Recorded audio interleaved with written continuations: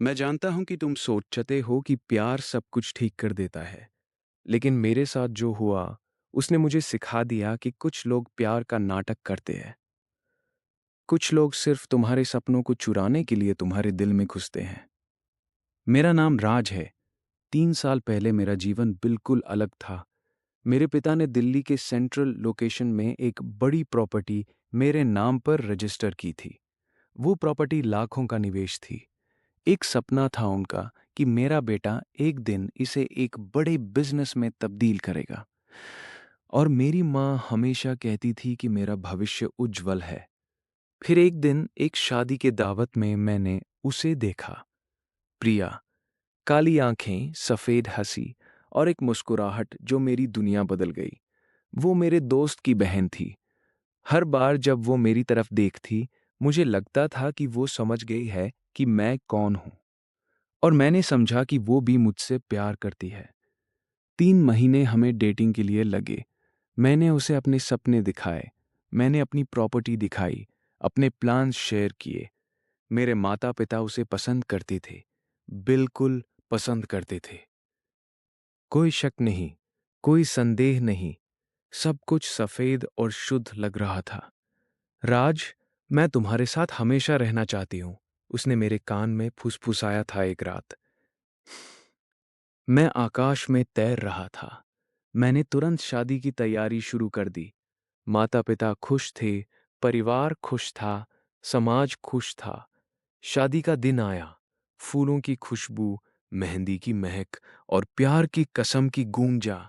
मैंने उसके हाथ में अपना जीवन थमा दिया और उसने मुस्कुराते हुए जीवन भर की खुशियों का वादा किया। पहली रात, दूसरा दिन, पहला महीना, सब कुछ सामान्य लग रहा था। लेकिन फिर चीजें बदलने लगीं। राज, एक दिन प्रिया ने कहा, तुम्हारी वो प्रॉपर्टी, क्या हम इसे दोनों के नाम पर रजिस्टर कर सकते हैं? ये एक साधारण सवाल था। 2 महीने पहले मुझे ये रोमांटिक लगता। अब मुझे पहला संदेह हुआ। बेबी, ये मेरे पिता की संपत्ति है, मैंने कहा कोमल स्वर में। लेकिन अब हम एक परिवार हैं ना? उसकी आंखें पढ़ना मुश्किल हो गया था। मैंने कहा हाँ, लेकिन पहले बात करते हैं। वो समझौता मान गई। सप्ताह बीते, महीने बीते। हाँ, और हर हफ्ते, हर महीने प्रिया का सवाल वही होता। प्रॉपर्टी दोनों के नाम? जैसे वो एक रिकॉर्ड था जो बार बार बजता था। फिर एक दिन मैंने उसका फोन देखा। मुझे नहीं करना चाहिए था, लेकिन मैंने किया। उसके माता पिता को एक मैसेज। अभी तक नहीं मिली, लेकिन धीरज रखो, मैं इसे 3 महीने में पूरा कर दूंगी।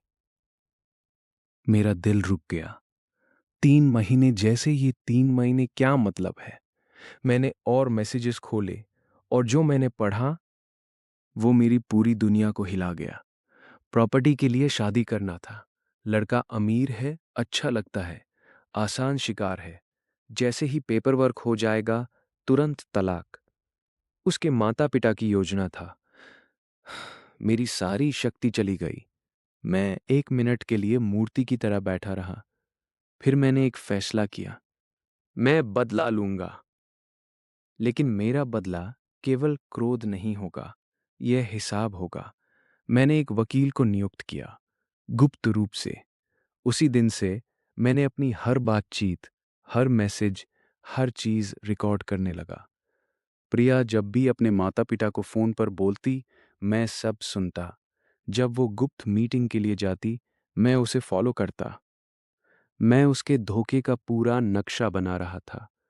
3 महीने बाद, जैसे कि योजना के अनुसार, प्रिया ने तलाक की बातचीत शुरू की।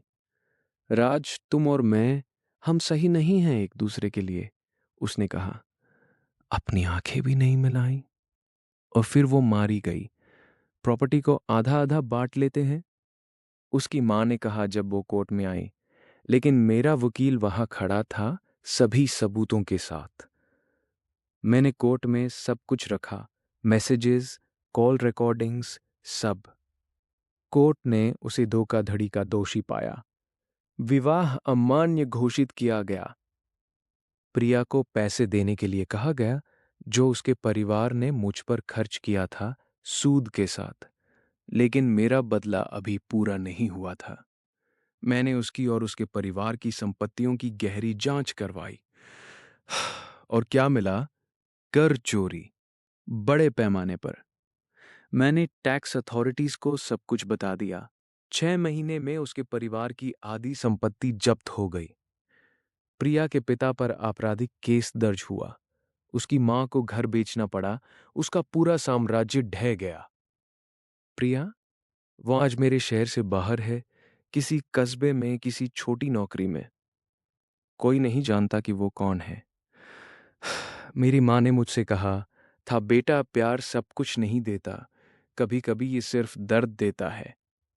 मैं सहमत हूं, लेकिन मैं ये भी जानता हूं, न्याय हमेशा देर से आता है, लेकिन आता जरूर है। तो अगर तुम मेरी कहानी सुन रहे हो, तो याद रखो, अपने दिल की सुनो, लेकिन अपना दिमाग भी इस्तेमाल करो। दुनिया में ऐसे लोग हैं जो तुम्हारे सपनों को चोरी करने के लिए तुम्हारे पास आते हैं। उन्हें ढूंढना मुश्किल है, लेकिन उन्हें गिराना असंभव नहीं है। अगला एपिसोड और भी गहरा है। एक कहानी जहां एक पत्नी ने पति के साथ मिलकर सास को प्रॉपर्टी से बेदखल कर दिया, लेकिन सास के पास एक गुप्त हथियार था, एक गुप्त वसीयत। और उस वसीयत ने सब कुछ बदल दिया।